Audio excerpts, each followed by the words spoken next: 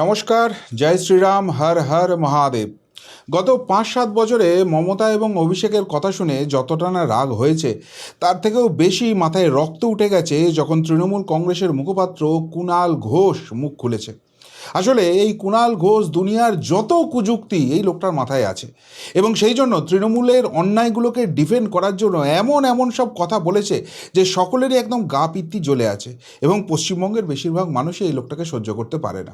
কিন্তু এই কুণাল ঘোষ বর্তমানে যে কথা বলছে সেই কথাকে কিন্তু সমর্থন করতেই হচ্ছে, এবং সেই কথার রেশ টেনে একটা কথাই উঠছে যে এই রাজ্যে ক্ষমতায় আসার পর যে কর্মীদের খুন এবং রক্ত এবং ঘাম ঝরানো পরিশ্রমের ফলে বিজেপি ক্ষমতাটা পেল, তাদের অন্দরের কথাটাই কি আর তারা বুঝতে পারছে না, নাকি এমন উচ্চমানের রাজনীতিরা করছে যে আর কর্মীদের এই খুন পাসিনার কোনো রকম কোনো দাম তাদের কাছে নেই? সেই প্রশ্নটা কিন্তু উঠে যাচ্ছে। কেন উঠছে, কেন এই প্রসঙ্গে এই কথাগুলো বলছি, পরপর কয়েকটা এপিসোড আছে, কয়েকটা সেন্টার আপনাদের দেখাবো, সেই জায়গা থেকেই আপনাদের কাছে ক্লিয়ার হয়ে যাবে। আপনারা জানেন যে এই যে তারাতলায় একটা ম্যাসাকার হলো, এতগুলো প্রাণ চলে গেল এবং একটা অসহনীয় পরিস্থিতির মধ্যে দিয়ে সবাইকে যেতে হলো, সেই পরিস্থিতিতে মাননীয় মুখ্যমন্ত্রী শুভেন্দু অধিকারী বিধানসভায় দাঁড়িয়ে কাগজ তুলে দেখালেন যে এই ঘটনায় কাউকে ছাড়া হবে না এবং এই ঘটনায় ফিরহাদ হাকিমের সই আছে। তাহলে মনের মধ্যে প্রশ্ন অবশ্যই আছে যে তাহলে এই সরকার কি শেষ পর্যন্ত সেই সাহসটা দেখাতে পারবে যেখানে ফিরহাদ হাকিমের কোমরে দড়ি পড়ছে এবং জেলে যাচ্ছে বাংলার মানুষ সেটা দেখতে পাবে? এখন অবধি কিন্তু সেই ঘটনা ঘটেনি, এবং তারই পরিপ্রেক্ষিতে কুণাল ঘোষ আজকে প্রশ্ন তুলেছেন যে আজকে বিকেল 5টার মধ্যে যদি ফিরহাদ হাকিমকে এই সরকার অ্যারেস্ট করে তাহলে বুঝবো এরা সত্যিই গরিব মানুষের কথা ভাবে, আর যদি না করে তাহলে বুঝবো যে মুখ্যমন্ত্রী শুধুমাত্র চাপ বাড়ানোর জন্য বিধানসভায় ওই কাগজটি দেখিয়েছেন। এবং খুব ভ্যালিড কোশ্চেন। একটা বিষয় আপনাদের ক্লিয়ার করে দিতে পারি যে কুণাল ঘোষের মতো ব্যক্তি কি বলল, কতখানি টাইম বেঁধে দিল, তাই সেই অনুযায়ী এই সরকারকে চলতে হবে সেই কথা মোটেই বলছি না, কুণাল ঘোষকে পাত্তা দেওয়ার মতো কিছু হয়নি। কিন্তু যে প্রসঙ্গে কুণাল ঘোষ কথাটা বলেছে না, সেটা কিন্তু অত্যন্ত গুরুত্বপূর্ণ। দেখুন, আমরা প্রত্যেকটা ইনসিডেন্টে দেখছি যারা চুনোপুঁটি তাদেরকে ধরা হচ্ছে, তাদেরকে গ্রেপ্তারি হচ্ছে, সেটা নিয়ে ঢাকঢোল পেটানো হচ্ছে, কিন্তু যেগুলো বড় মাথা সেইখান অবধি কিছুতেই পৌঁছানো যাচ্ছে না। অর্থাৎ সেই একই গল্প পুনর্বার হয়ে যাচ্ছে, সমস্ত কিছু চুনোপুটি অবধি ঘুরে থাকুক, কিন্তু যেগুলো মেন হাওয়াই চটি সেইখান অবধি যাব না। শুধু ফিরহাদ হাকিম কেন, এই প্রসঙ্গে তো অভিষেক মমতা অবধি প্রসঙ্গ পৌঁছানো উচিত, সেই কথা তো মানুষ তুলে দিচ্ছে, কিন্তু কোনো তদন্ত ওই মূল মাথা অবধি কিছুই যাচ্ছে না। এই বিজেপি ক্ষমতায় আসার আগে এরাই তো বারবার বলেছে যে বাকি সব চুনোপুটি সব খেয়েছে হাওয়াই চটি, মেন মাথা এই রাজ্যের দুজন, অথচ কোনো তদন্ত সেইখান অবধি পৌঁছচ্ছে না, এবং পৌঁছলেও ডাকা ডাকি জেরা এবং তারপর ছেড়ে দেওয়া সেই একই গতানুগতিক চলছে। তাহলে প্রশ্নটা উঠছে যে সত্যিই কি সদ্বিচার দেওয়ার জন্য এই সরকারটা কাজ করছে, নাকি এমন বড় মাপের রাজনীতি হচ্ছে যে আমাদের ছোটোখাটো মানুষের মাথায় সেসব কিছু ঢুকবে না, সব কিছু মুখ বন্ধ করে চোখ বন্ধ করে মেনে নাও। কেননা যে সরকারটাকে গোটা রাজ্য চেয়েছিল, ডবল ইঞ্জিন সরকার চেয়েছিল, সেটা তারাই এসে গেছে, তারা যা করবে যেভাবে করবে সেটাকেই মেনে নিতে হবে। এই প্রশ্নটা কিন্তু উঠতে শুরু করে দিয়েছে। আজকে এই কুণাল ঘোষ যে কথাগুলো বলছে যে অভিষেক ব্যানার্জির অফিস থেকে বারবার এই কালীচরণকে, যাকে গ্রেপ্তার করা হয়েছে এই ঘটনায়, তাকে সরাবার জন্য বলা হয়েছে, এবং সে যে একটা কুচক্র চালাচ্ছে সেটাও বারবার জানানো হয়েছে। তা সত্ত্বেও ফিরহাদ হাকিম তাকে রেখে দিয়েছিল এখানে, কিছুতেই সরায়নি। এবং এখন যেটা খবর পাওয়া যাচ্ছে যে এই কালীচরণ যা যা যেভাবে বলতো সমস্ত অন্যায় কিছু পাশ করিয়ে নিত, তাহলে এই কালীচরণকে অভিষেক ব্যানার্জি তৃণমূল কংগ্রেসের অভ্যন্তর থেকে যে সোজা কথায় শেষ কমেন্ট হয়ে উঠেছিল শেষ কয়েক বছরে, তার অফিস থেকেও বলা হচ্ছে ফিরহাদ তাকে সরাচ্ছে না। কিসের জন্য? ফিরহাদ কি এই দায় অস্বীকার করতে পারে? ফিরহাদ তো হাত ধুয়ে ফেলেছে, বলছে যে ভাই আমি তো ইঞ্জিনিয়ারিং পড়াশোনা করিনি, সুতরাং কোথায় কী হয়েছে আমি জানি না। আচ্ছা, এই যুক্তিতেই যদি চলা যায় তাহলে আপনাদের মনে আছে সেই আসানসোলে কম্বল বিতরণের ঘটনা, যে অনুষ্ঠানে শুভেন্দু অধিকারী গিয়েছিলেন, তারপর সেই কম্বল নেওয়ার জন্য হুড়োহুড়ি করে পদপিষ্ট হয়ে যান কিছু মানুষ, সেইটার এগেনস্টে শুভেন্দু অধিকারীর বিরুদ্ধে মামলা হয়ে গিয়েছিল। তাহলে সেই ক্ষেত্রে যদি শুভেন্দু অধিকারীর দায় থাকে, তার বিরুদ্ধে মামলা হতে পারে, ফিরহাদ হাকিম এই দায় কী করে ঝেড়ে ফেলে? এবং এত কিছু হয়ে যাওয়ার পরও ফিরহাদ হাকিমকে কেন অ্যারেস্ট করা হচ্ছে না? আজকে ভালো তৃণমূল হয়ে গেছে বলে প্রশ্ন এখানে উঠছে। এর পাশাপাশি আর একটা খুব গুরুত্বপূর্ণ জায়গা, সেটাও দেখুন। এই হুমায়ুন কবির কি কি না আজকে বলেছে। অথচ এই হুমায়ুন কবির বুক বাজিয়ে এখনও বাইরে ঘুরে বেড়াচ্ছে কিসের জন্য, কোন অঙ্কে, কোন রাজনীতিতে, যেটা আমরা কেউ বুঝতে পারছি না, একমাত্র বিজেপির উচ্চমহল বুঝতে পারছে। আজকে আমি হুমায়ুন কবিরের যে কোটটা সেটা শুনছিলাম এবং সেখান থেকে কয়েকটা পয়েন্ট আপনাদের সামনে বলছে মুর্শিদাবাদে হেরেও বিজেপি এখানে আস্ফালন করছে। আচ্ছা, মুর্শিদাবাদে বিজেপি কোথায় হেরেছে একটু আমাকে বুঝিয়ে বলবেন? মুর্শিদাবাদে 22টা আসন রয়েছে, তার মধ্যে তৃণমূল কংগ্রেস সর্বোচ্চ 9টা আসন জিতেছে, 8টা আসন জিতেছে বিজেপি, 2টো কংগ্রেস জিতেছে, 2টো হুমায়ুন কবির জিতেছে এবং 1টা আসন জিতেছে বামেরা। এবার হুমায়ুন কবির যে জায়গাটায় রেজিগনেশন দিতে বাধ্য হয়েছে সেখানে পুনর্নির্বাচন হবে, বাই ইলেকশন হবে, খুব সম্ভবত সেখানে বিজেপি জিততে চলেছে।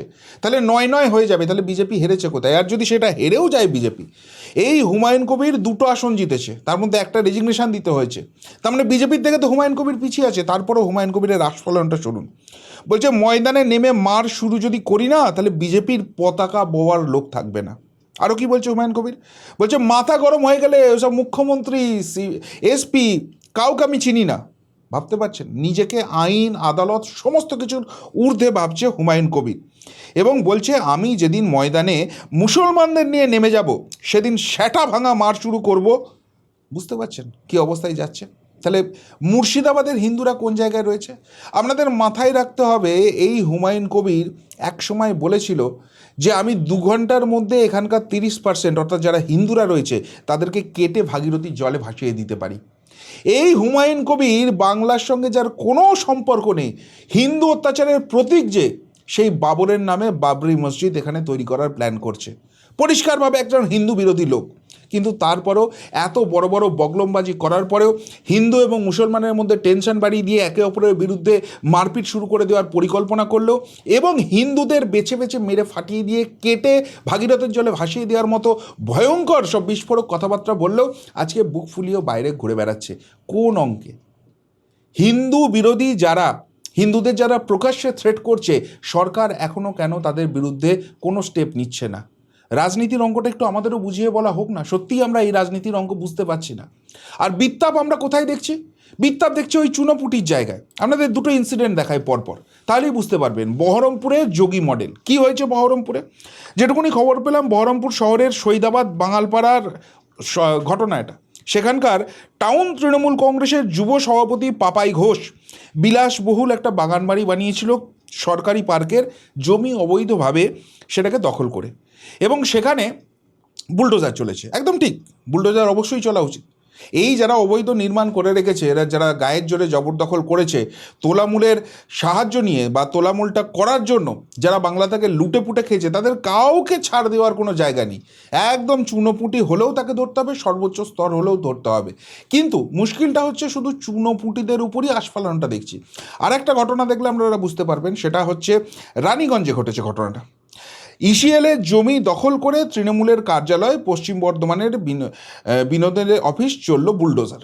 ইসিএলের যে জায়গা ছিল সেখানেও তৃণমূল কংগ্রেস একটা তাদের অফিস খুলে ফেলেছিল এবং ইসিএল সেখানে গিয়ে বুলডোজার চালিয়ে একদম ভেঙে উড়িয়ে দিয়েছে। খুব ভালো করেছে, বেশ করেছে, করা উচিত।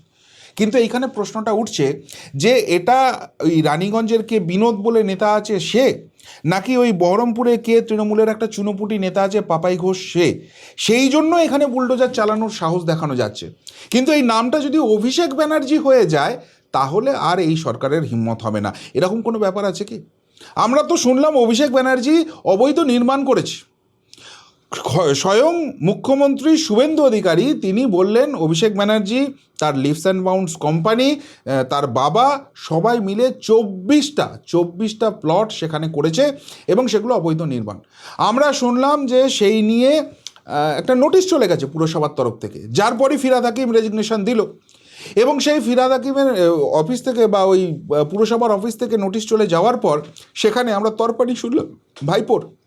তারপর ভাইপোর সময় চাইলো, পুরসভা বললো এতদিন সময় দেওয়া যাবে না, আবার নোটিশ চালাচালি হলো, বুলডোজার পৌঁছে গেল, মাপামাপি হলো, কিন্তু সেখানে আর বুলডোজার দিয়ে কিছু ভাঙা হলো না। ছেড়ে দিন অভিষেক ব্যানার্জির কথা, অভিষেক ব্যানার্জি অনেক বড় বাপের মাছ, সেখানে টাচ করার ক্ষমতা হয়তো সরকারের নেই।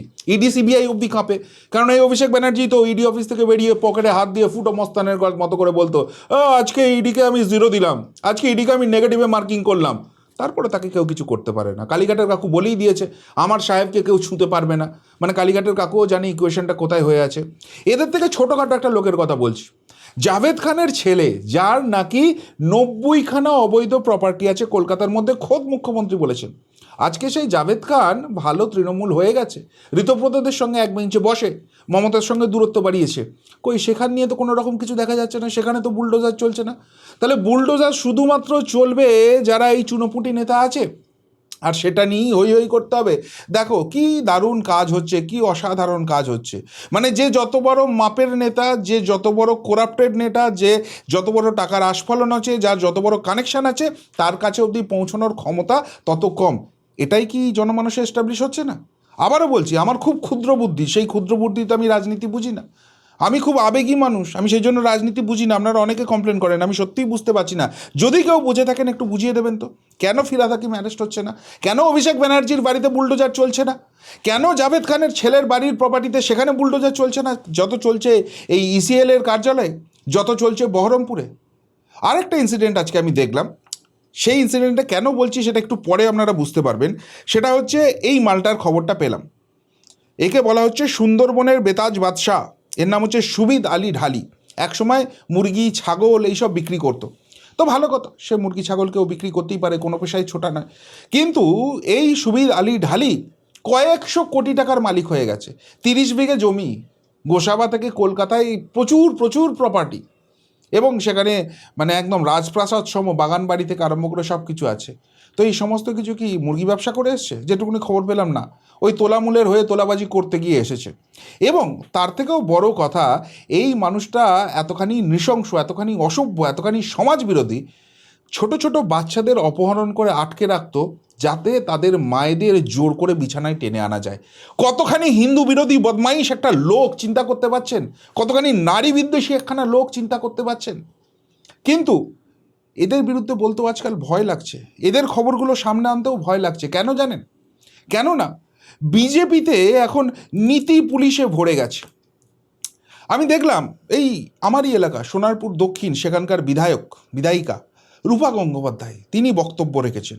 এর আগে যখন ওই ডিম থেরাপি হয়েছিল অভিষেকের উপরে, তখনও রূপা গাঙ্গুলির বক্তব্য শুনেছিলাম। তিনি একদম কেঁদে ফেলেছিলেন অভিষেকের উপরে এই অত্যাচার হয়েছে বলে। তিনি খুব মানসিকভাবে কষ্ট পেয়েছিলেন।